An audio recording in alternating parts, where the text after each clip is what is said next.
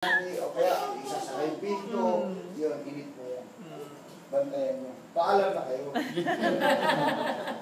Hindi lang yung masabi na, uy, tayo, ang ganda ako. Nahiya yun. Pero iba, patingin-tingin sa oras. Alam mo na yun, kaya kailangan observer tayo, mga kapatid ha. Kailangan observer tayo sa mga kinakausap natin. Pagka nakita natin na, nagkaroon na siya na po, sandali lang. Tapos, ano dyan, yung kusina natin. Ganun, nako, bantay ka. Daldahan ka na ngayon. I-conclude mo na yung pangangaral mo. Huwag mo na hilahin. Dali lang, nag-usap pa nga tayo. Bantayan niya. Yan yung ani natin ha. Para ano, para talagang fresh na fresh yung matatanggap na. Yan yung importante. Okay? Sabay ipag-usap na ako. Amen? Amen. Oras. He should watch his team. Yung tema naman, 7 great truths, preachers.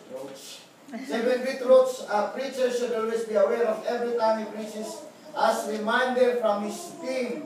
Ayan. Ang tema, halimbawa, ano ito tema mo pagka ang kausap mo ay mga beginners. Bantayan natin. Bantayan natin. Baka mamaya mag-tema tayo. Si Yeso Cristo ang mamumugnaw na Diyos. Bakit? Impiyerno kayo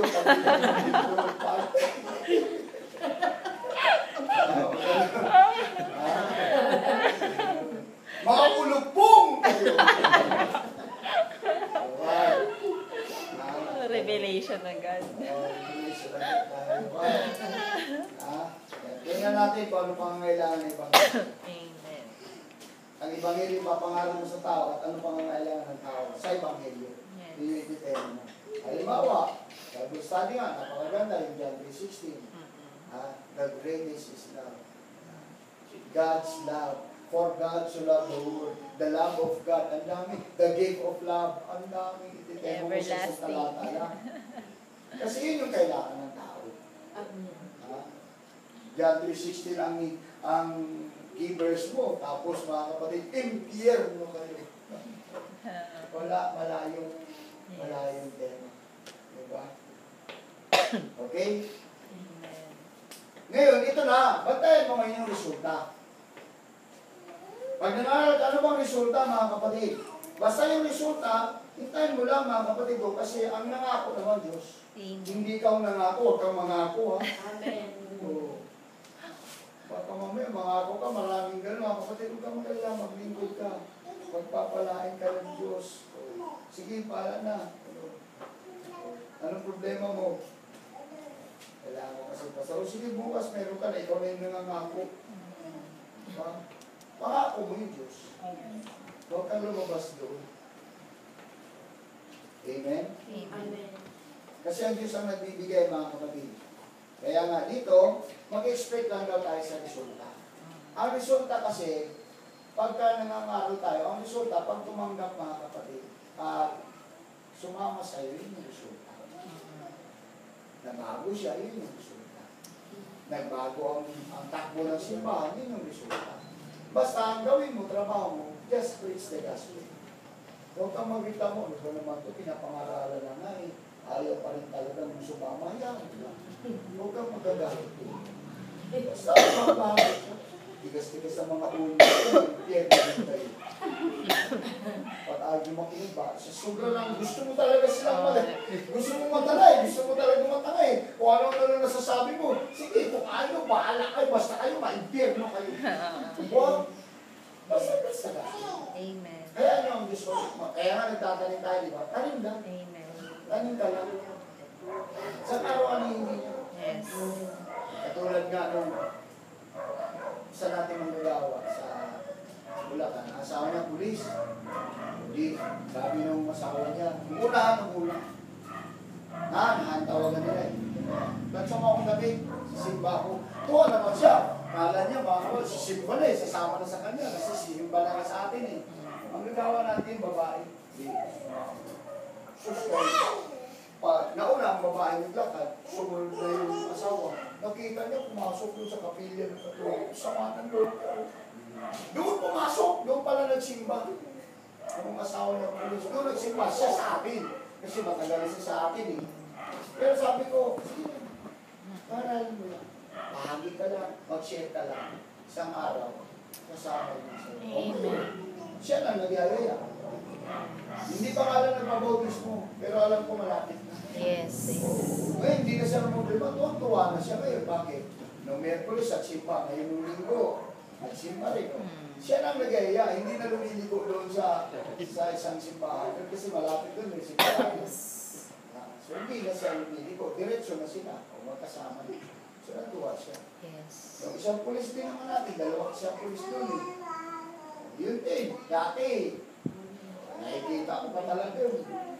Inom-inom, sabi nung nanay, inaano nga ako. Sabi anak ko yun, sige, sabi ko siya. Basta, siran mo lang, huwag kang makalimot sa kanya, isang araw, sasama, o ngayon, aktibo. Yes. Amen. Sa ano siya, BJMP siya, Muntinlupa, police.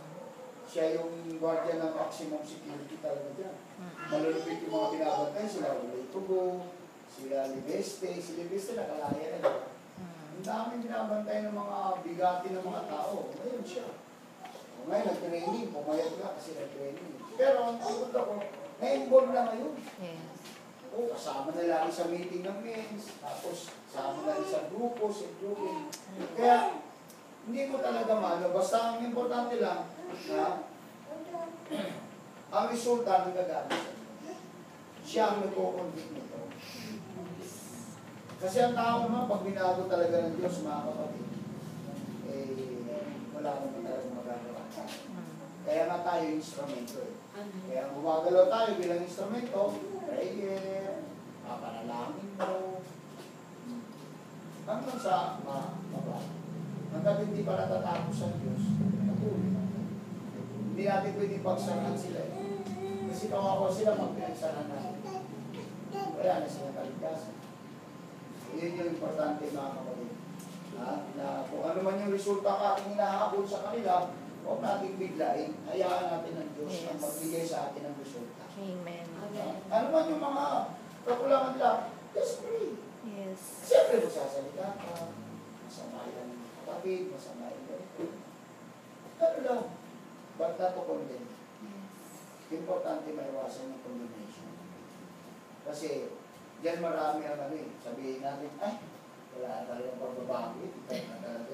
Ikaw yung hindi nagbago. Gumawa mo. Mamaya, mabigla ka lang, mabago bigla, baka matulala ka pa. Pahiya ka pa. Never condemn. Yes. Ang Amen. resulta sa Diyos. Amen. Ayan mo ang Diyos. May ang Diyos naman gumagawa ng kapamaraan. Yes. Okay? So yan yan mga kapatid ha.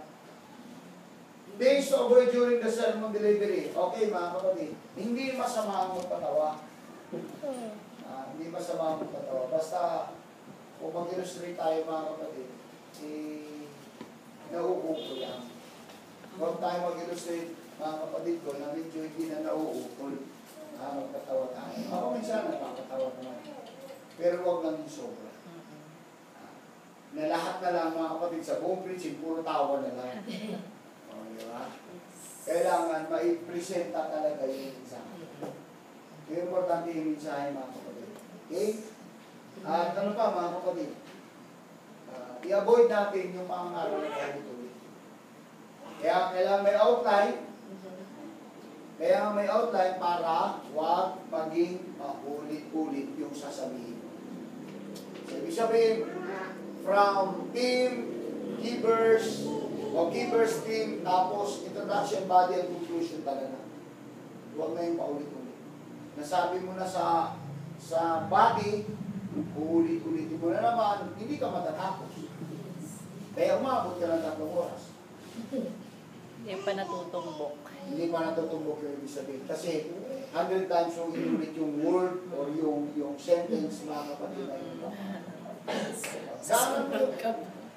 May mga talata ka mapasahin. May mga talata ka. Importante huwag ka nag-preaching tayo mga kapatid, huwag lang salita tayong salita. Kailan meron tayong kinuquote na mga verse. Kailangan talaga. Sa presentation mga kapatid, kailangan meron tayong proof. Ipo-prove natin na yung sinasabi natin, totoo, based on the written words of God. Amen. Based on the Bible. Wala namang problema yun, kahit ilang beses mo pa ulit-ulit kasi ito lang naman talaga. Mayroon pa ba ibang Bible para pagkuhanan natin ng versikulo? Ito lang, kaya umulit-ulit, 100 times mo ulitin ba yan sa isang taon yung talata? No question, kasi iba't ibang revelation yan. Yung John 3:16, pwede mong ulit-ulit yan, depende yun sa revelation. Yes. Philippians 4:19, depende yan sa revelation. John 3:5, depende yan sa revelation ng Diyos sa'yo. Sa bawat mensahe gagawin mo. Ang importante lang, huwag lang tayo lumabas sa ating mensahe. Nakukuha tayo ng ibang anihin na samantalang umaani ka sa iyo sa kahit. Pupunta ka sa ibang sakal. Ibig sabihin, yung mensahe mo, ito, halimbawa, ang mensahe mo mga kapatid ko is giving, huwag kang pumunta sa holiness. Amen. Pero sa giving. Ano ba yung giving? Ano ba ang giving yan? Hindi ka pwedeng isingit mo sa giving yung pagpapakabanal. Hindi. Puro, ang subject mo is giving. Giving lang. O ang subject mo mga kapatid ko is repentance, repentance lang. O ang subject mo is faith, faith. Ang papangalan. O baptism, baptism. Para mo. So yung importante mga kapatid sa pagbuo ng mensahe. Yan yung tinatawag na homiletics. Amen. Okay? So, siguro mga kapatid, sa susunod na Martes, bago ko kayo pagawain na lang, sige, bibigyan ko pa kayo ng bago ko kayo pagawain ng mensahe, sige, mag-example tayo ng mensahe. Yung buong mensahe, bibigyan ko kayo, papakita ko sa inyo. Si-xerox ko, yung buo ng mensahe, na may mga talata, tapos, yun yung kuhanan nyo ng idea. Bibigyan ko na kayo, ha? Tema, Sample mo na. leaders, Sample. action, body, and conclusion. Mga supporting verse, letter ABC, tapos words, supporting verse na naman. And then, siyempre mga kapatid, rely on the power of the Holy Spirit. Yes. Mag-pray tayo talaga bago tayo mag-mensahe para may power yun. Ang salita naman may power, pero ikaw kailangan magkaroon na ng power. Ibig sabihin, rely on the Spirit of God by praying. Kasi, pagka ikaw nangaral ka, hindi naman lahat masundan mo yung mensahe. May mga revelation. Kahit ako. May mga inputs ang Lord na pinapasabi niya on the spot pag nagsasalita ka. Yes. Kako ba mga hinuhugot yung mga sinasabi? Kaya, yun yung kagandahan talaga na maging mababa ka sa harapan ng Panginoon. Amen. At humingi ka talaga ng tulong na wala kang kailangan. Yes. Iba kasi yung matalino, magaling, hindi na yung nagre-rely sa Sa Spirit kapangyarihan. of God. Kasi Yes, marunong siya. totoo yan. Pero ang tanong doon, anong conviction? Mm-mm. Maganda kasi na tayo, aminin natin sa Diyos na wala tayong kakayanan. Pero siya Amen. meron. Amen. Yun yung importante. Kaya ako ganun mga kapatid. Hindi naman lahat ng aking binuong mensahe every Sunday na lahat yun talaga yung ano. May mga revelation dagdag pa. Yes. Dumadagdag talaga. Pag sinabing revelation mga kapatid, pinapasabi niya yun. Yes. Hindi galing sa iyo yun. Pinapasabi niya sa church. Ano ang conviction o ano ang resulta ng church mga kapatid pagka ang revelation ay papahayag? Merong conviction. Malago. Ano ang conviction? Di ba, minsan pag may usap-usap ka, pinapatamahan ako ni pastor. Ba't naman ako magpapatama? Parang ako yung pinag-uusap mo. Diba, may mga tayo. Pero wala ka naman alam, Pastor. Wala. Yun yung isa. Kaya nga, lumalabas yun. One time talaga, nung nangaral na ako sa kapila,